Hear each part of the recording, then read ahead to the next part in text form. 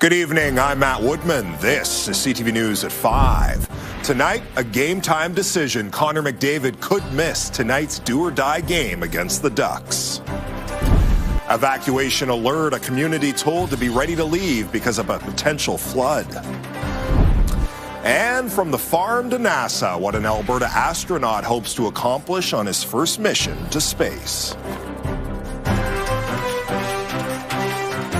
CTV Edmonton, local breaking news with Matt Woodman. In tonight's do-or-die playoff game against the Anaheim Ducks, the Oilers may have to do without their captain. Head coach Chris Knobloch says whether Connor McDavid plays is a game-time decision. We have some guys that are banged up, and they're continuing to play and doing their best that they can do. But ultimately, everybody's got to step it up a little bit, and playoffs is a tough time to play. It's tight checking. There's not much room, and we're playing a good team with Anaheim. Right now, we need those guys that are healthy being able to pick up the slack for the guys who can't play like they want to. Center Jason Dickinson will also be a game-time decision. The Oilers need to win 3 straight games or their season is over.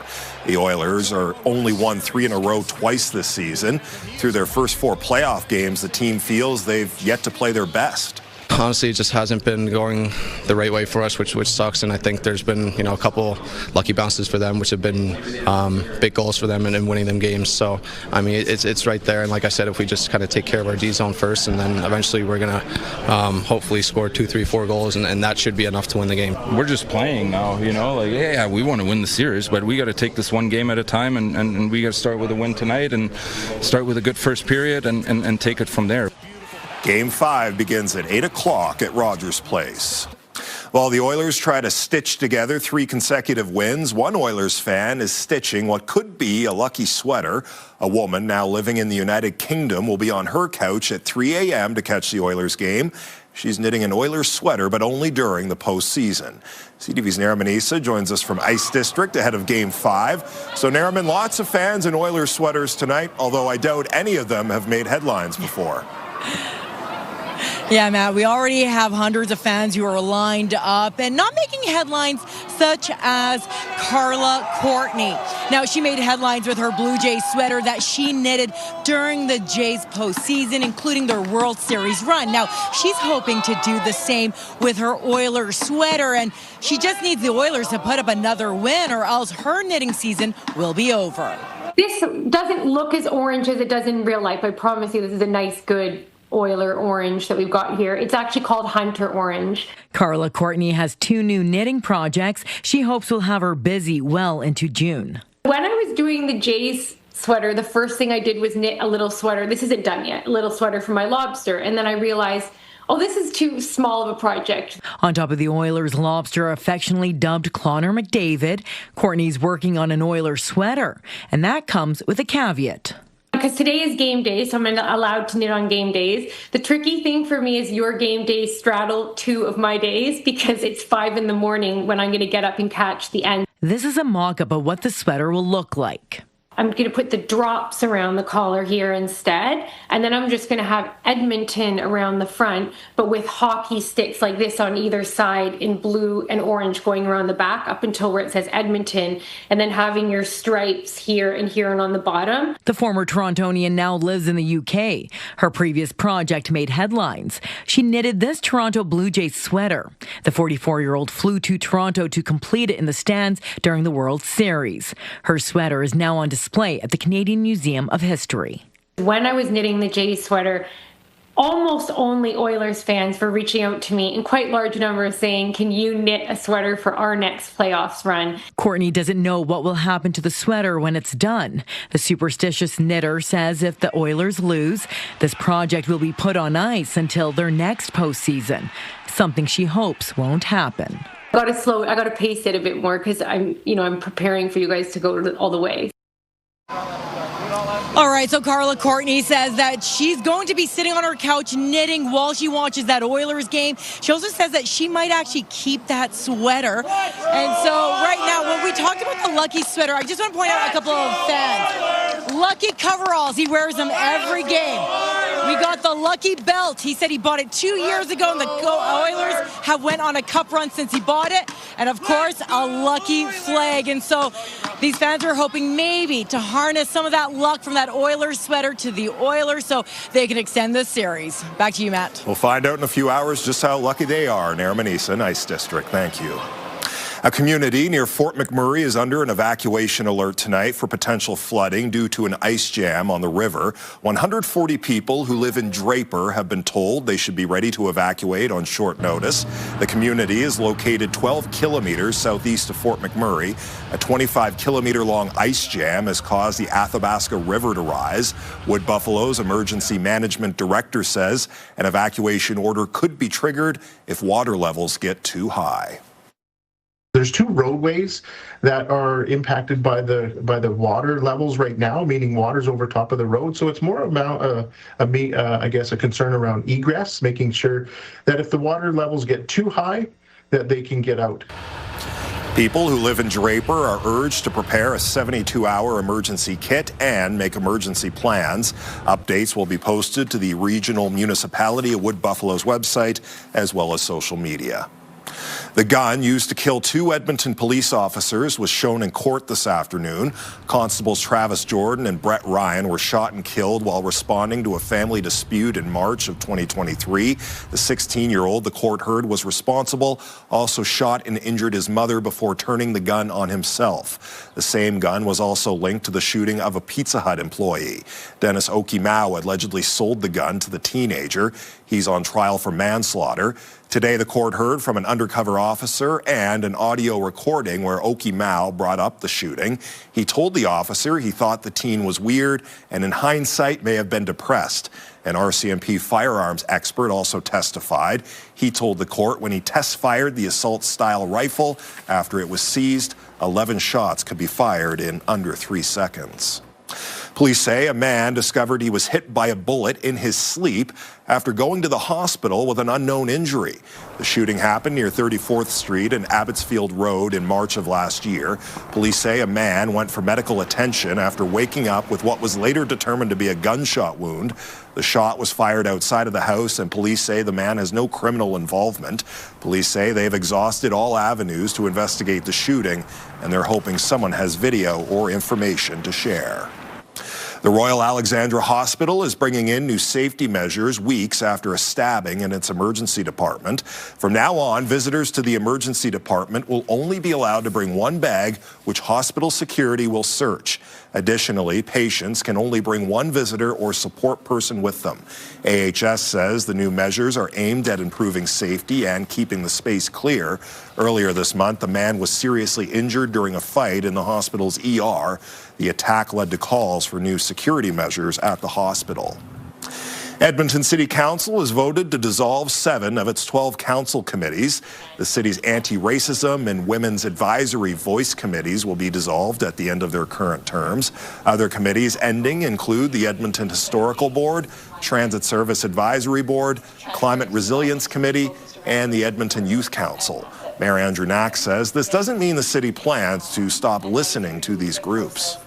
They are incredibly important voices to hear from, but I think we've sort of used those committees as a bit of a checkbox to say, oh, I've heard from all youth, I've heard from all folks who are gender diverse or who are women or who are in these different categories, not recognizing that there's actually a far larger group that we need to be engaging with across the city. Knack says the city is simply reimagining consultation rather than removing it. He says the city will engage with existing groups previously represented by those committees. An Albertan astronaut will be heading to space as part of NASA's SpaceX Crew 13 mission. Joshua Kutrick grew up on a cattle farm in eastern Alberta and lived in Fort Saskatchewan. It will be his first time heading into space as he becomes the first Canadian to fly under NASA's Commercial Crew program. He will be conducting health-focused research as a mission specialist on the International Space Station. It will help deepen our understanding of how humans could live on the moon. Kudrick says he's looking forward to creating positive change. So it's opportunity for Canada, and if we can be a part of inspiring many young Canadians to grow up as I did, wanting to work somehow in that, then we're going to be a much better country for it, and that just leaves me feeling good. Kudrick will launch mid-September from Florida along with 3 other crewmates and will spend 6 months on the International Space Station. All right, well, Josh is spending an hour or two down in Ice District this evening. Fans with you, it looks like. I do. I have Miller, Bennett, Kalen, Levi. Did I nail those? Yeah. Yes. Clearly all children of the 2000s with names like Miller, Bennett, Kalen, and Levi. Not too many 1980s vintage with those kind of names. All right, boys, you're all decked out in Oilers gear. Are you confident still that this team can come back? Yeah, I am. I mean, they just got to, play a little simpler maybe. I think if McDavid's in the lineup, I'm taking Oilers in 7. Kalen kind of chuckled a little bit when you said, yes, I still have faith. But Kalen, I could see in your eyes, you still believe that these guys could pull this out. All you got to do is win tonight, right? You put all the pressure back on the Ducks, don't you think? I think so, yeah. Just got to get a win here, go back to Anaheim, and win again, I guess. Yeah, you sound like Draisaitl, just one win at a time.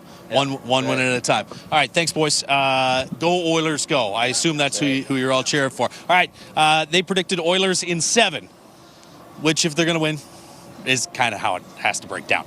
12 degrees outside in Edmonton right now. Mainly sunny skies. We're at 11 as temperatures have just slipped slightly. We'll get to 12 or 13 for a daytime high today, so pretty close to average.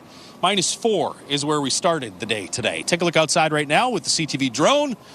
It's brought to you by Century Casinos. 3 great locations, Edmonton, St. Albert, and Century Mile. We're going to see lots more of that shot over the next couple of days. Mainly sunny skies for the next 2 or 3 days as a big upper ridge of high pressure builds across. You can see that on the satellite map. There's nothing for cloud cover around the Edmonton area. Just some showers down in the southern foothills. We may see the foothills dealing with some showers again tomorrow afternoon. Here in the city, though, -2 in the morning and up to about 17 tomorrow afternoon. Full 5 and 10-day forecast in just a few minutes. All right, Josh, thank you. Coming up next on CTV News, shifting schedules, how Edmonton schools plan to accommodate the fall referendum. Programming brought to you by James H. Brown Injury Lawyers, the heavy hitters of injury law. You're watching CTV News at 5. The Edmonton Public School Division is changing its calendar next fall to accommodate the provincial referendum. The board voted in favor of making October 19th a professional development day after a request by Elections Alberta. Trustees heard it would make hosting polling stations at schools easier. People against changing the calendar brought up concerns from parents around childcare. In the end, improved safety was deemed a higher priority. We might be hindering some of our families from voting if we make it a non-instructional day. But on the flip side, the safety piece can't be ignored either. The Edmonton Catholic Board made the same decision yesterday. So far, the referendum is slated to have 9 questions, mainly focused on provincial jurisdiction and immigration. The province will not require Albertans to pay for an annual Watercraft pass for now. A survey last summer proposed the pass as a way to cover costs for Alberta's aquatic invasive species program. The province says it's still evaluating the feedback. Friday marks the launch of this year's prevention program. All motorized and non-motorized watercraft entering Alberta must stop at an open inspection station. Failing to do so could result in a $4,200 fine. Mandatory inspections are required until September 30th. Still to come tonight on CTV News, CFL changes why the Elks' odds of making the playoffs are suddenly improving. Programming brought to you by James H. Brown Injury Lawyers, the heavy hitters of injury law.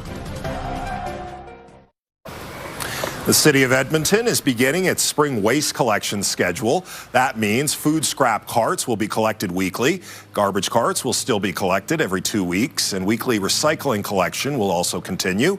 You can check your pickup dates on the City of Edmonton website or the WasteWise app.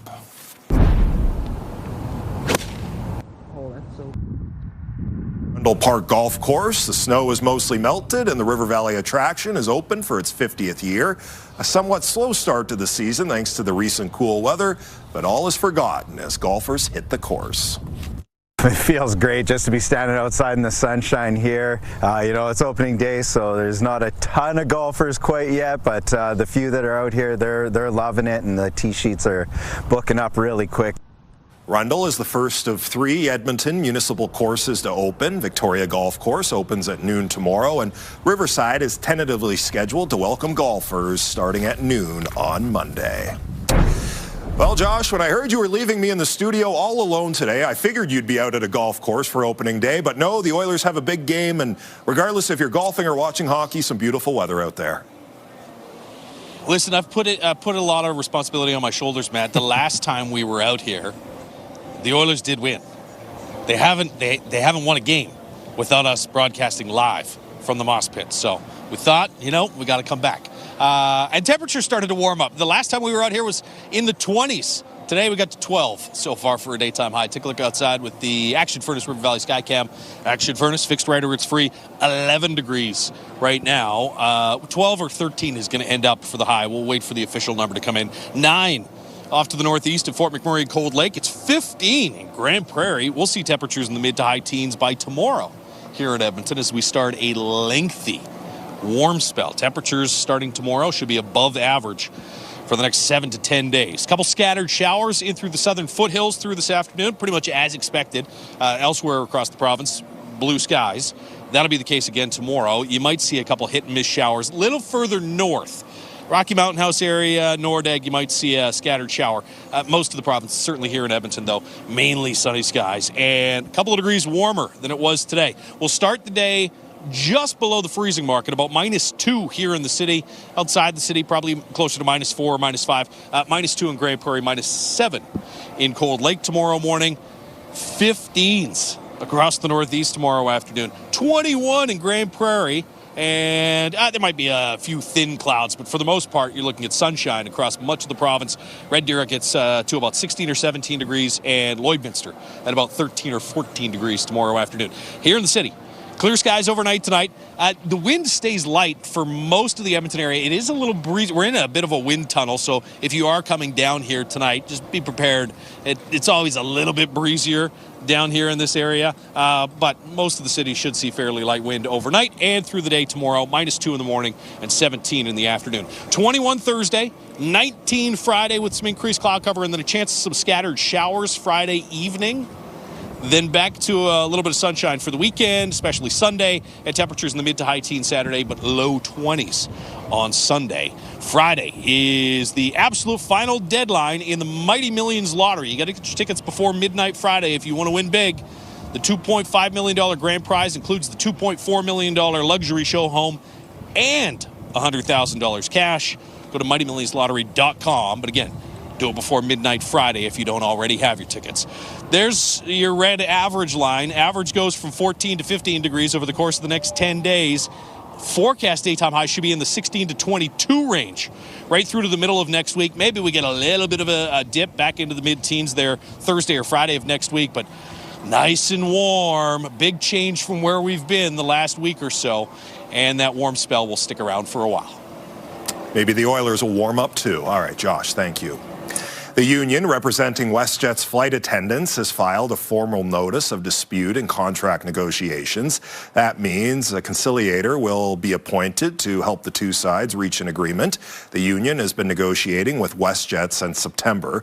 The union says much of the work flight attendants do remains unpaid, and they want WestJet to address scheduling and wage issues. When we return, dedication from down under. Two Australian Oilers fans won't let anything get in the way of cheering on the team. Sometimes the games are as early as 5 a.m, which we don't mind as well. We get up early. I watch them on my phone at the beach.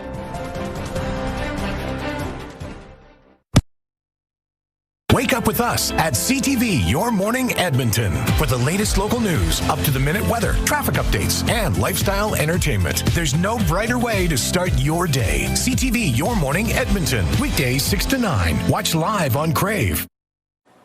Changes are coming for Edmonton Elks fans. The CFL will kick off its 2027 season earlier and revamp the playoffs. The 2027 season will see 8 of the league's 9 teams reach the postseason. The playoffs will consist of 3 rounds before the Grey Cup game rather than 2. While the league will keep the East and West divisions, the playoffs will reseed the teams without divisions. One local sports talk host says it might take the importance off the regular season. You know, when you look at a couple years when Chris Jones was with this team, they started off 0-7, the Elks, and we knew the season was kind of over. But in this format, it's not, because if there's another 1 or 2 teams that are very poor, you get hot at the right time, you win just 3 out of 4 games. Also, you're back in the playoff race, I guess, with this new system. So it's going to be fascinating to see how that plays out. The 2027 season will also have its earliest start ever on the Victoria Day weekend in May. Fans around the world are cheering on the Oilers, hoping they can keep their Stanley Cup dream alive. Some are even loud enough to catch the attention of the Oilers from 16 time zones away. CTV's Evan Kenny introduces us to 2 Australian fans. For fans across the globe, the Edmonton Oilers are worth getting up for. Sometimes the games are as early as 5 a.m, which we don't mind as well. We get up early. I watch them on my phone at the beach. Georgia and Ammon Chesworth are 2 Oilers fans from Gold Coast, Australia. We've just come to see our neighbours and see what their thoughts are on the game so far. So what do you think, guys? Georgia's mom is from Alberta and brought her love of the team with her when she moved down under. I did grow up with a photo of Wayne Gretzky on my fridge. And she would refer to him as her boyfriend, and that was my introduction to the Oilers and hockey. Ammon married into the fandom and has had oil in his veins ever since. He never misses a game. If I'm on site, I've got it on my phone playing, and all the boys are just listening in and forcing them to be Oilers fans too. He's known as the local superfan and an honorary member of Oil Country. The day I was actually getting it done, the Oilers were playing too, so I had that on my phone and I was watching there. The 2 started posting about their love for the Oilers on social media. Edmonton is so crazy and fun during the playoff season, and we would love to be there, but unfortunately we are here. Hoping to find more Aussies to watch the games with, they say they want to recreate Edmonton's atmosphere. Put ourselves in that environment and surround ourselves with so many passionate fans would just be incredible, and kind of share that enthusiasm and that passion. The team saw the Chesworths' passion and reached out. They were excited to see us cheering them on from all the way over here. They said that they're sending us something to help cheer them on. They say if the Oilers make the finals for a 3rd year in a row, they want to take in a game in person. Play La Bamba, baby! Evan Kenny, CTV News, Edmonton. And that's our show. Thanks for watching. I'm Matt Woodman. CTV News continues right now.